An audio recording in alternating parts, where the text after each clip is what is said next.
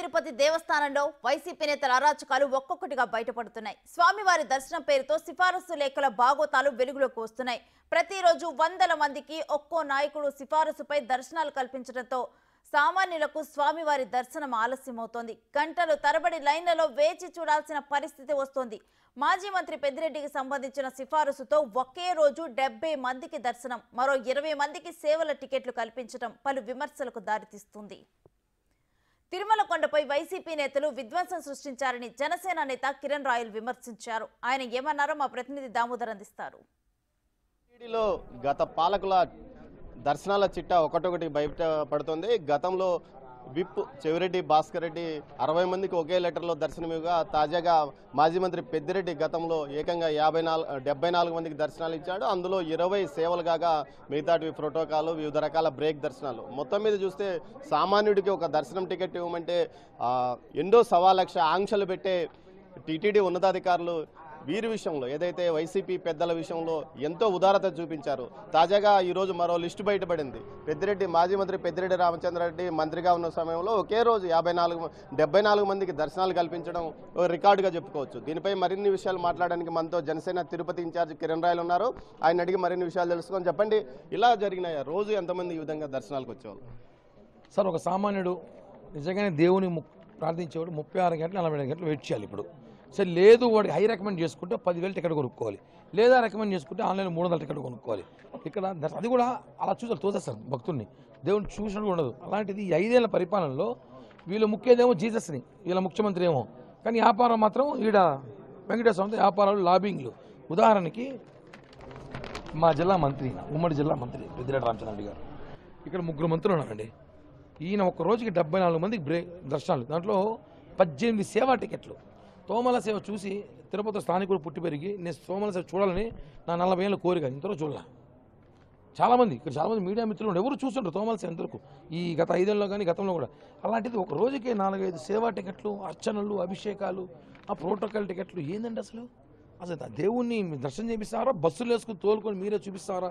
ఏదో పెద్దిరెడ్డి ట్రావెల్స్ లాగా? తప్పండి ఇవన్నీ ఒకటి కాదు.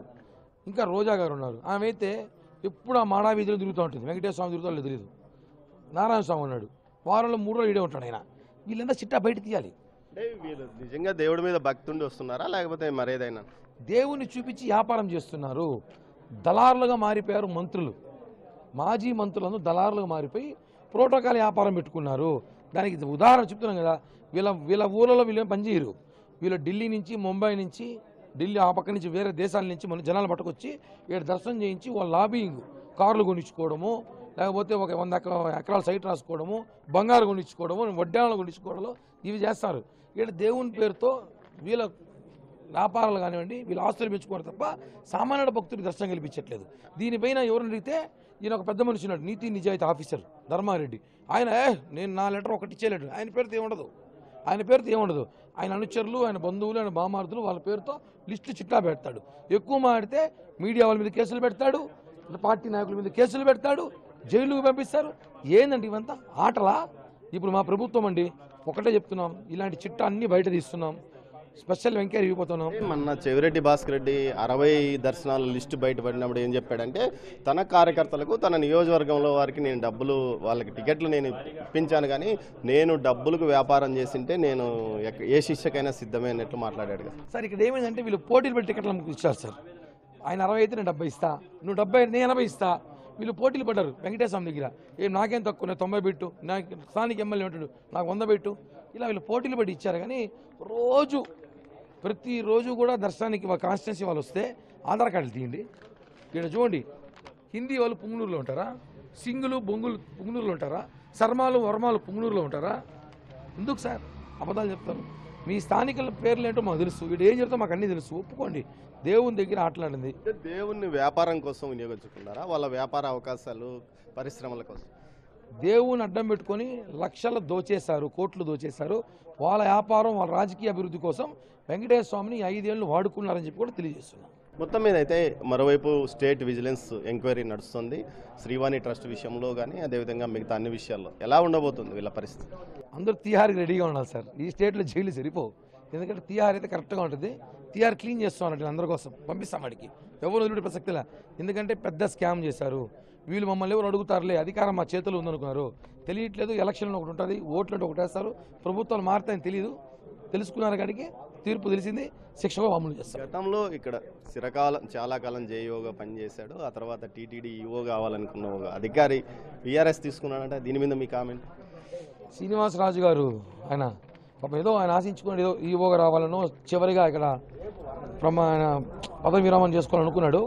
ఏమో రాజకీయాల కారణాలు లేకపోతే ఇంకేమైనా ఆయనకి వేరే ఏదో ఓఎస్డీగా ఏదో వచ్చినట్టుంది సమాచారం విన్నాను నేను.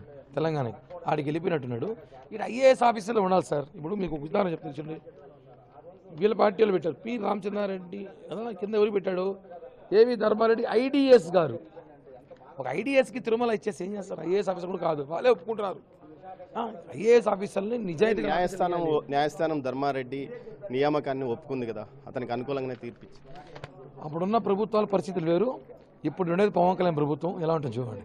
మొత్తం మీద ఏదైతే వైసీపీ పెద్దలంతా ఈ విధంగా టికెట్లను అడ్డగోలుగా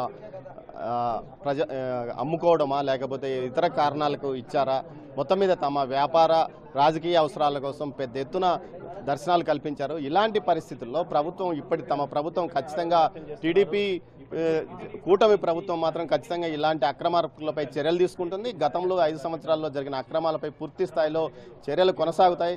అవసరమైన ఎవరు నేరస్తులను తేలితే వారిని తప్పక జైలుకు పంపిస్తామంటూ కిరణ్ రాయల్ అంటున్నారు. కెమెరా పర్సన్ పురుషోత్తంతో దామోదర్, తిరుమల నుంచి.